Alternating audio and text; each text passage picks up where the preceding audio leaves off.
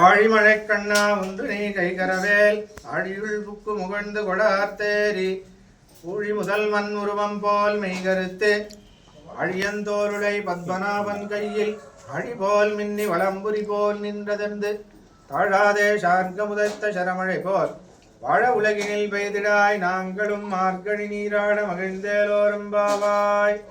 చెప్పండి. అహమాత్మా అహమాత్మా న దేహోస్మి విష్ణుశేషో పరిగ్రహః తమేవ శరణం ప్రాప్తః తత్కైంకర్య చికీర్షయా అహమాత్మా న దేహోస్మి విష్ణుశేషో పరిగ్రహః తమేవ శరణం ప్రాప్తః తత్కైంకర్య చికీర్షయా.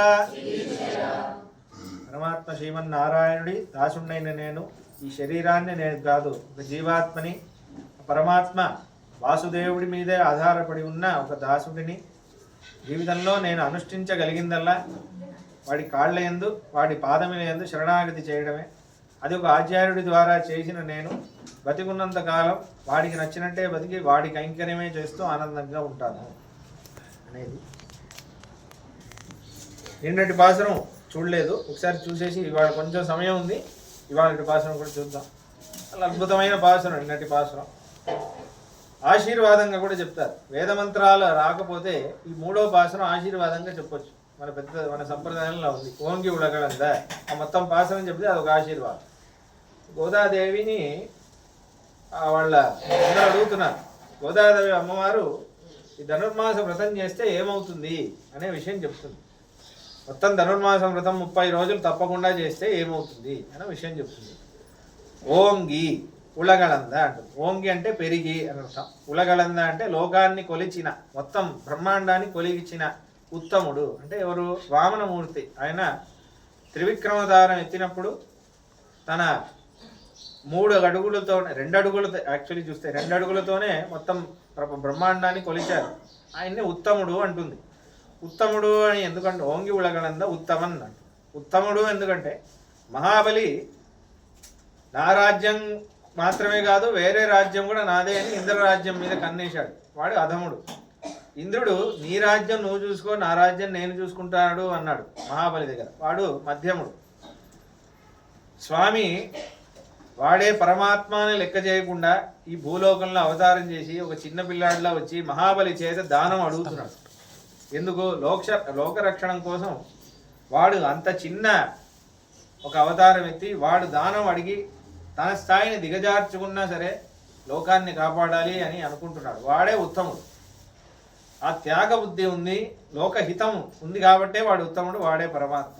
కాబట్టి ఓంగి ఉలగలంద ఉత్తమన్ పేరు పాడి వాడి నామ సంకీర్తనం చేస్తే ఇలా 30 రోజులు చేసి నాంగల్ నంపావెక్కు ఇలా మనం అందరం మన ఈ తిరుప్పావే వ్రతానికి చాట్రి నీరాడినాడు. ఇలా మనం అందరం ఈ వ్రతాన్ని చేస్తే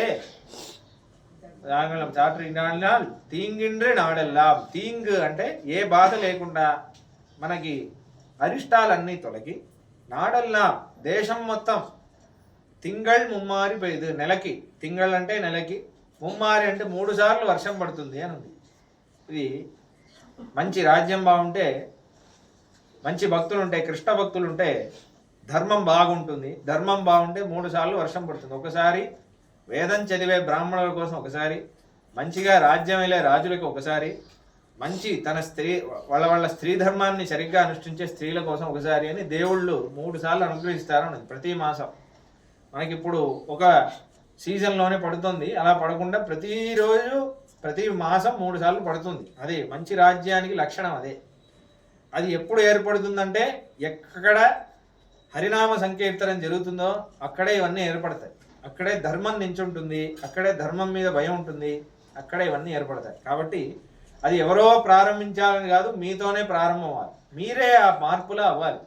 కాబట్టి అందుకే అలా తింగళ్ ముమ్మారి పెయ్యదు. వర్షం పడిందంటే ఏమవుతుంది? ఒంగు పెరన్ చెన్నెల్. ఓంగు అంటే పొడవు, పెరుం అంటే వెడల్పు, 2 లెంత్ బ్రెడ్త్. రెండు దేనికి వస్తుంది? మన పంటలకు వస్తాయి.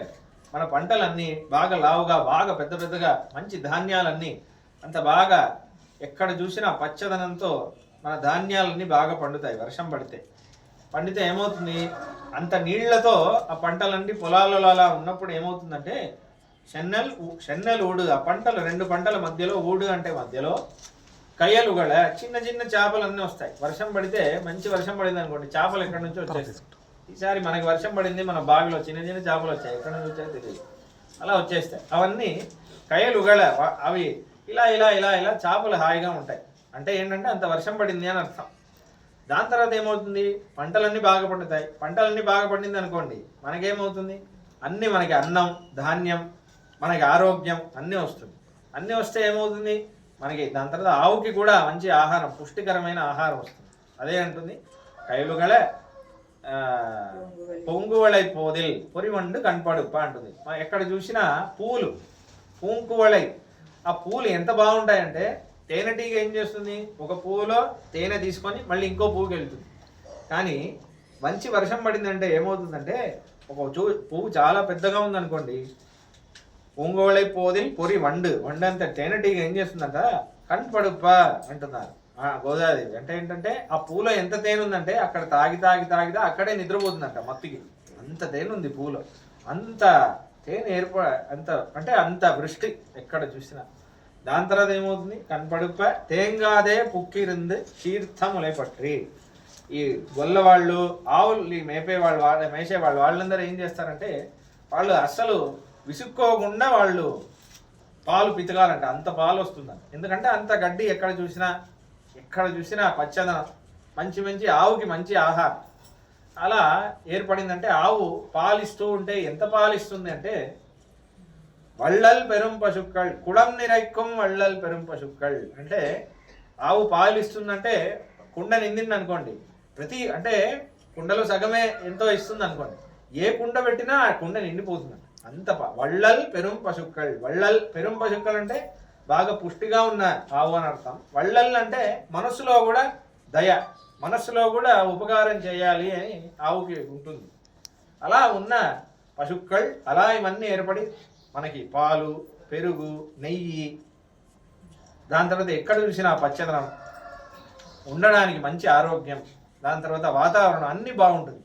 మెల్లమెల్లగా లోకక్షేమం ఏర్పడి నీంగాద సెల్వం, మనకి శాశ్వతమైన ఒక సెల్వం, మనకు ఒక ఐశ్వర్యం వస్తుంది. ఏం ఐశ్వర్యం అంటే కృష్ణ భక్తి, ఒక ఐశ్వర్యం వస్తుంది అని అంటుంది. ఏం చేస్తే? జస్ట్ మీరు హరినామ సంకీర్తనం చేస్తే, మీరు కృష్ణ భక్తి, కృష్ణ సేవ ఇవన్నీ చేస్తే ధర్మం బాగుంటుంది. మీరు ఆటోమేటిక్గా ధార్మికులుగా ఉంటారు. అయ్యో కృష్ణుడికి నచ్చదే, మీరు ధార్మికులుగా ఉంటే మిమ్మల్ని చూసి నలుగురు మారుతారు. మీరు నలుగురు మారితే అందరూ ఇలా చేశారనుకోండి, దాని తర్వాత దేవతలు సంతోషిస్తారు, దేవతలు వర్షం ఇస్తారు, వర్షం నుంచి ఇవన్నీ ఏర్పడతాయి అని అంటుంది. ఇది ఉత్తమన్ అని అనేది మనం రామానుజాచార్యుల వారి కోణంలో చూస్తున్నాం. మొన్నే చెప్పాను, రామానుజాచార్యుల వారి 1000 పైన 8వ అవతార సంవత్సరం కాబట్టి తిరుప్పావేలో రామానుజాచార్యుల వారి గురించి ఏముంది విషయం అదే చూస్తున్నాం మనం. ఉత్తమన్ అంటే ఎవరంటే రామానుజాచార్యుల వారే. ఎందుకంటే గురువులో ఉత్తమమైన గురువు వారే. అధమమైన గురువు ఎవరంటే వాడి ప్రయోజనం వాడు చూసుకుంటాడు, మిమ్మల్ని చివరిలో మోసం చేసేస్తాడు. అలానే చాలామంది గురువులు ఉన్నారు, వాళ్ళ కథలు ఒక్కొక్కటిగా బయటకు వస్తాయి, ఇప్పుడు కాకపోయినా తర్వాత వస్తాయి. చాలామంది అలానే. వీళ్ళని నమ్మితే ఎలా ఉంటుందంటే, ఒక గుడ్డివాడు ఆవు తోకని పట్టుకొని నడిస్తే ఎలా ఉంటుంది? ఆవు వీడికి ఏమైనా ఉపకారం చేస్తుందా? దానికి ఎక్కడ గడ్డి ఉందో అక్కడ వెళ్తుంది, దానికి ఎక్కడ నీళ్ళు ఉందో అది దాని ప్రయోజనం అది చూసుకుంటుంది. వీడికి మంచిగా వీడిని రోడ్డు దాటించాలి అని అనుకుంటుందా ఏంటి ఆవు? అలానే వాడి ప్రయోజనం వాళ్ళు చూసుకుంటారు. మంచి బాగా మాట్లాడతారు, ఇంగ్లీష్ మాట్లాడతారు, వీడియో ఛానల్ ఉంటాయి, యూట్యూబ్లో లెక్చర్స్ ఇస్తారు, అన్నీ చేస్తారు కరెక్టే, కానీ మోసం చేసేస్తారు. వాడి తర్వాత తెలుస్తుంది, వాడి తర్వాత నించోదు. అలా చాలామంది బాబాలు వచ్చారు, వాళ్ళు పోయింగానే అడ్రస్సే లేదు. అలా వాళ్ళ ఆశ్రమం ఎక్కడుందో తెలియదు, అక్కడ భక్తులు వెళ్తున్నారో లేదో తెలియదు, అందరూ అలానే అయిపోతుంది. వీళ్ళు అధమమైన వాళ్ళు, వాళ్ళ ప్రయోజనం చూసుకునేవాళ్ళు. మధ్యమమైన వాళ్ళు ఎవరంటే, నీకు నేను ఒకటి ఇస్తాను, నువ్వు నాకు ఒకటి ఇవ్వు అన్నట్టు విద్య నేర్పించేవాడు. నువ్వు నాకు డబ్బులు ఇవ్వు, నేను నీకు నేర్పిస్తాను అన్నట్టు. కానీ మన రామానుజ సంప్రదాయంలో ఉన్న ఆచార్యులు ఉన్నారే, వాళ్ళు ఎంత సెల్ఫ్లెస్గా వాళ్ళు కష్టపడినా పర్వాలేదు, లోకం బాగుంటే చాలు అని మన కోసం రామానుజాచార్యులు వారు 2 సార్లు భూప్రదక్షిణ చేశారు. నడిచి నడిచి నడిచి నడిచి ఒక చిన్న ఉదాహరణ చెప్తాను రామానుజాచార్యుల వారి చరిత్ర నుంచి. వేదవ్యాస స్వామి వారు వేదం అంతా చాలా ఇన్ఫినిట్గా ఉంది, చాలా ఉంది వేదం అనేది, నేర్చుకునే వాళ్ళు తగ్గిపోతున్నారు అని ఒక చిన్న గ్రంథం రాశారు వేదవ్యాస స్వామి. దాన్ని వేదాంత సూత్రం అని అంటారు. జస్ట్ ఒక 600 లైన్స్లో మొత్తం వేదం యొక్క సమ్మరీ ఇచ్చేశారు. ఇప్పుడు కలియుగంలో ఏమైందంటే ఆ 600 సూత్రాలకి కూడా మనకి అర్థం అవ్వట్లేదు, దానికి కూడా ఇలా చెప్పారా అలా చెప్పారా ఇలా చెప్పారా. అయితే ఈ వేరే గురువులు అధమ మధ్యమ అని చెప్పాను కదా, వాళ్ళందరూ ఏం చేశారంటే వాళ్ళు సొంతంగా, నిన్న చెప్పాను కదా, సొంతంగా ఒక అర్థం ఇచ్చేయడం, ఇదే నాకు తోచిన అర్థమే వేదవ్యాస స్వామి చెప్పారు అని ఒక అర్థం ఇచ్చాడు. అలా చేసి కొంతమంది ఏమన్నారంటే వాళ్ళు ఇప్పుడు వేరే వేరే మతాల్లో వెళ్ళారనుకోండి, వాళ్ళు ఏమంటారంటే మా సంప్రదాయంలో ఒక గురువు గారు ఉన్నారు, వాళ్ళకి వేదవ్యాస స్వామి వారు యోగ దశలో ఇలా వచ్చి ఇలా ఆయనే ఉపదేశం చేశారు, ఇదే కరెక్ట్ అర్థం అని అంటారు. లేకపోతే మా సంప్రదాయంలో ఒక గురువు గారు బద్రీకాశ్రమం వెళ్ళారు, బద్రీలో వేదవ్యాస స్వామిని కలిశారు, వాళ్ళు ఈయనకు అర్థం ఇచ్చారు అంటారు. అవన్నీ మనం తప్పు పడట్లేదు, కానీ ఇలా చాలామంది అంటున్నారు. ప్రతి సంప్రదాయంలో చాలా సంప్రదాయాలు ఉన్నాయి, అందరూ ఏమంటారంటే మాకు వేదవ్యాస స్వామి స్వయంగా ఇదే అర్థం అని చెప్పారు అంటున్నారు. వేదవ్యాస స్వామి వారు స్వయంగా అర్థం చెప్పినప్పుడు ఇన్ని అర్థాలు ఎందుకు ఉన్నాయి? నీకు ఈ అర్థం, నీకు ఈ అర్థం, నీకు ఈ అర్థం అని వేరే వేరే అర్థం ఇచ్చారనుకోండి, అప్పుడు వేదవ్యాస స్వామికే తెలియదని అర్థం కదా. వేదవ్యాస స్వామికి ఒక్కొక్కరికి ఒక్కొక్క అర్థం ఇచ్చారనుకోండి, వేదవ్యాస స్వామికే తెలియదని అర్థం. అప్పుడు ఏమైపోతుంది? వ్యాసాయ విష్ణు రూపాయ వ్యాస రూపాయ విష్ణవే అనేది అబద్ధం అయిపోతుంది. వేదవ్యాస స్వామి వారు సాక్షాత్ మనం గురు పూర్ణిమ ఎందుకు సెలబ్రేట్ చేసుకుంటున్నామో, భారతదేశంలో గురువు అని ఎవరిని కీర్తిస్తున్నామో ఆయన్నే దోషం పట్టినట్టు అయిపోతుంది. కానీ మన సంప్రదాయంలో అందుకే మన వాళ్ళు ఏం చేశారంటే మన ఆచార్యులు రామానుజాచార్యుల వారు నిన్న శ్రీరంగం వెళ్ళి ఒక గురువుని ఆశ్రయించారు అని చెప్పారు.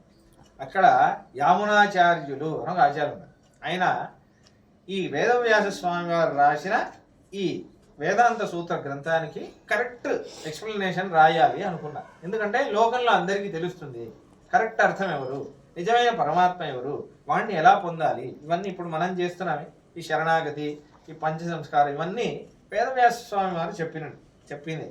కానీ ఆయన నాకు తోచిన అర్థం నేను రాయకూడదు అనుకున్నారు. ఇదే మన సంప్రదాయం వాళ్ళకి వేరే సంప్రదాయం వాళ్ళకి తేడా.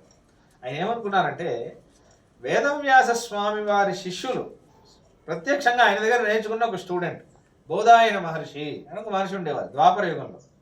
అయితే ఆయన ఈ వేదవ్యాస స్వామి వారు రాసిన ఈ వేదాంత సూత్రానికి ఆయనే ఒక ఎక్స్ప్లెనేషన్ రాశారు. వృత్తి అని పేరు ఒక గ్రంథానికి. అది కాశ్మీర్లో ఉండేది. కాశ్మీర్, కాశీ, మైసూర్, నలంద, కాంచీపురం ఇవన్నీ అప్పుడు యూనివర్సిటీస్, ఇవన్నీ విద్యాస్థానాలు. ఇప్పుడు కాశ్మీర్లో అందుకే కాశ్మీర్ పండిట్స్ అని అంటారు. ఇప్పుడు అవన్నీ లేవు. ఆ విద్యాస్థానం శారదా పీఠంలో ఉండేది, అది ఇప్పుడు పిఓకేలో ఉంది, పాకిస్తాన్ ఆక్యుపైడ్ కాశ్మీర్లో ఉంది. ఏం లేదు, ఇప్పుడు గుడి కూడా లేదు, అలా ఉంది పరిస్థితి. సరే, అయితే విషయానికి వస్తే, అయితే వీరేమనుకున్నారంటే ఆ బోధాయన వృత్తి ఆయన ప్రత్యక్షంగా నేర్చుకున్నారు కదా వేదవ్యాస స్వామి వారి దగ్గర. ఆయన ఏం రాశారో అది ఒకసారి చదివి మనం రాయాలి, సొంతంగా రాయకూడదు. పరంపరలో ఏదొచ్చిందో ఆ అర్థమే మనం చెప్పాలి, కొత్తగా ఒక అర్థం మనం ఇవ్వకూడదు అని వెయిట్ చేశారు, వెళ్ళలేదు. చూడండి వాళ్ళ ఇది, అంటే వాళ్ళకి అర్థం తెలుసు, వాళ్ళకి అర్థం తెలియక కాదు. ఎందుకు కాశ్మీర్ వెళ్ళాలనుకుంటున్నారు? మన కోసమే కదా, మనకి కరెక్ట్ అర్థం ఇవ్వాలి. అయితే ఆయన వల్ల అవ్వకపోతే రామానుజాచార్యుల వారు శ్రీరంగం ఎక్కడ, కాశ్మీర్ ఎక్కడ, అప్పుడు పాదయాత్ర చేసి ఇక్కడి నుంచి అక్కడ నడుచుకుంటూ వెళ్ళి మధ్యలో ఎన్ని ఆటంకాలు వచ్చాయో, విషం పెట్టి చంపాలనుకున్నారు, కొంతమంది కొట్టి చెప్పేద్దాం అనుకున్నారు. భగవంతుడు ఒక్కొక్క చోట ఆయన కాపాడి కాశ్మీర్ వెళితే ఆ కాశ్మీర్లో బోధాయన వృత్తి సేకరించి ఇక్కడ నుంచి మీరు గ్రంథం తీసుకెళ్ళడానికి వెళ్ళలేదు, కావాలంటే ఎన్ని రోజులు కావాలో ఇక్కడే చదవండి, చదివేసి మీరు తీసుకెళ్ళండి అంటే ఆయనకు ఒక శిష్యుడు కూరేశుడు అని, ఆయన ఒకసారి చదివితే మేధాశక్తి, ఒకసారి చదివితే ఆయనకు తెలిసిపోతుంది. రామానుజాచార్యుల వారు ముందు నుంచి చదవగా, ఆయన వెనకాల నుంచి చదవగా, సగం చదివితే వీళ్ళు ఇలా చదివేస్తున్నారని తెలిసి ఆ బుక్ వీళ్ళ దగ్గర నుంచి దాగేసుకోవాలని వ్యక్తం వస్తే దాని తర్వాత చదివి ఆ గ్రంథం చదివి దాని తర్వాత శ్రీభాష్యం అని ఒకటి రాశారు. ఆ శ్రీభాష్యం రాస్తే అప్పుడంతా ఈ గ్రంథం రాశారనుకోండి, ఆ శారదాపీఠం సరస్వతి అమ్మవారి దగ్గర సమర్పించారు. సమర్పిస్తే సరస్వతి ఏదో ఒకటి అనుగ్రహిస్తుంది, పువ్వు ఇస్తుంది, లేకపోతే ఏదో ఒకటి వేస్తుంది, ఆ బుక్ పెట్టి మూసేస్తారు. మూసేస్తే పొద్దున్న లేచేసరికి ఏం అనుగ్రహం చేసిందా అంటే స్వీకరించిందా నిరాకరించిందా తెలిసిపోతుంది. సరస్వతి అమ్మవారు స్వీకరించిందంటే ఆ గ్రంథం వ్యాలిడ్ అని అర్థం. అయితే రామానుజాచార్యుల వారు ఆ గ్రంథం రాశాక మళ్ళీ కాశ్మీర్ వెళ్ళారు. వెళ్ళి సరస్వతి అమ్మవారి దగ్గర సమర్పించారు. ఇవన్నీ రికార్డ్ అయ్యి ఉంది. సమర్పించి తలుపులు మూసేస్తే పొద్దున్న లేస్తే సరస్వతి అమ్మవారి తల మీద ఆ గ్రంథం ఉంది. సరస్వతి అమ్మవారి తర్వాత తాను ఆరాధించిన హయగ్రీవమూర్తిని మన రామానుజాచార్యుల వారికి ఇచ్చి శ్రీభాష్యకార అని పిలిచింది. ఇదం హి సమీచీనం భాష్యం అని అనిందంట సంస్కృతంలో. మీరు రాసిన భాష్యం ఉందే ఇదే వేదవ్యాస స్వామి వారు చెప్పినందుకు దగ్గరలో ఉంది, ఇదే సమీచీనంగా ఉంది, ఇదే కరెక్ట్గా ఉంది. వేరే వాళ్ళందరూ రాశారు కానీ ఇదే కరెక్ట్గా ఉంది అంటారు. అందుకే మన సంప్రదాయంలో రామానుజాచార్యులు అని శ్రీభాష్యకారర్, భాష్యకారులు అని అంటారు. ఎందుకంటే సరస్వతి అమ్మవారు ఇచ్చిన పేరు. అంటే ఇక్కడ చూడండి ఎందుకు రాశారు ఆయనకు తెలియక కాదు, ఆ గ్రంథం మన కోసమే రాశారు. ఆ గ్రంథం మనకి ఇవ్వబట్టే మనం ఇవాళ గుడిలో ఇలా తిరుపాయి వ్రతం చేసుకుంటున్నాం. మనకి సులభంగా శరణాగతి అనే మార్గం ఇచ్చారు. వళ్ళల్ పెరుంప శుక్కల్ అని వాళ్ళ పాసనంలో అనేది కదా. ఆ ఆవు, ఆ కామధేను ఆవు లాంటి వారే రామానుజాచార్యులు వారు. ఎందుకంటే ఆవుకి పరోపకారమే తెలుసు, ఆవుకి ఎవరు వచ్చినా అనుగ్రహం చేయడమే తెలుసు. ఇంకోటి ఆవు నుంచి 5 పదార్థాలు మనకు వస్తాయి. గోమయం, ఆవు పంచకం అని అంటారు. పాలు, పెరుగు, దాని తర్వాత నెయ్యి, గోమూత్రం, గోమయం అని 5 వస్తాయి. రామానుజాచార్యుల వారు కూడా మనకి 5 ఇచ్చారు. నామం, శంకుచక్ర లాంఛనం, దాని తర్వాత మంత్రం 3 మంత్రాలు ఇచ్చారు. తింగళ్ ముమ్మారి పేదు 3 సార్లు అనుగ్రహించారు కదా, 3 మంత్రాలు మనకి ఇచ్చారు. దాని తర్వాత మనకి లోపల పంటలు పండినట్టు మన హృదయంలో భక్తి పెరుగుతుంది. ఆ చాప వెళ్ళేటట్టు మన హృదయంలో కృష్ణుడు ఆడుతున్నాడు ఆ చాపలాగా. దాని తర్వాత మనకి కుండ నిండేటట్టు అంత జ్ఞానం ఇస్తున్నారు. ఒక్కొక్క అంత జ్ఞానం ఇస్తున్నారు. ఆ 5 ఇచ్చినట్టు మనకి పంచ సంస్కారం ఇస్తున్నారు. శంకుచక్ర లాంఛనం, నామం, తాపం, పుండ్రం, యాగం, నామం, మంత్రం అని 3 ఇస్తున్నారు. మనం కృష్ణ పూజ చేయడానికి మనల్ని అర్హత ఇస్తున్నారు. మనల్ని మోక్షం పొందడానికి సార్థకులుగా చేస్తున్నారు. మీరు ఏ కులమైనా సరే, ఏ మతమైనా సరే అందరూ మోక్షం పొందడానికి అర్హులు అని చూపిస్తున్నారు. కాబట్టి అందుకే రామానుజ సంప్రదాయాన్ని ఆశ్రయించిన వాళ్ళే నీంగాద సెల్వం ఉన్నవాళ్ళు, అంటే ఒక ఏమాత్రం లోటు లేని ఐశ్వర్యం ఉన్నవాళ్ళు అని మన ఆచార్యులు ఉంటున్నారు. యతిపతి సంప్రదాయ నిరపాయ ధనోపచితాహ అని అంటున్నారు వేదాంతేశి స్వామి ఇతరాజు. నిరపాయ ధనం, నీంగాద సెల్వం, ఎగ్జాక్ట్ డైరెక్ట్ ట్రాన్స్లేషన్. గోదాదేవి చెప్పింది సంస్కృతంలో చెప్తున్నారు. నీంగాద సెల్వం అని గోదాదేవి అనేది. నిరపాయ ధనం అని అంటున్నారు. ఏంటి నిరపాయ ధనం అంటే యతిపతి సంప్రదాయ నిరపాయ ధనం. రామానుజాచార్యులు యతిపతి, ఆ రామానుజ సంప్రదాయం అనే ధనం ఉందే అదే మీకు ఎప్పుడూ లోటు లేని ధనం. ఆ ఒక్క ధనం మీరు పెట్టుకోండి. రామానుజ సంప్రదాయంలో వచ్చిన ఆచార్యులను ఆశ్రయించండి, వారి శిష్యులుగా అవ్వండి, మీరు ఇంకా మీ ఆత్మకి అదే క్షేమం అని అంటుంది గోదాదేవి. ఇవాళ పాసనలు అదే చెప్పింది. తర్వాత వేరే పాసనం చూద్దాం, ఇంకా సమయం అయిపోతుంది. ఆదివారం ఎప్పుడైనా వీళ్ళన్నప్పుడు మళ్ళీ 2 పాసనాలు ఒకేసారి చెప్తాం. ఆండాళ్ళు తిరువటి శరణం హెచ్చరిక గోవిందా.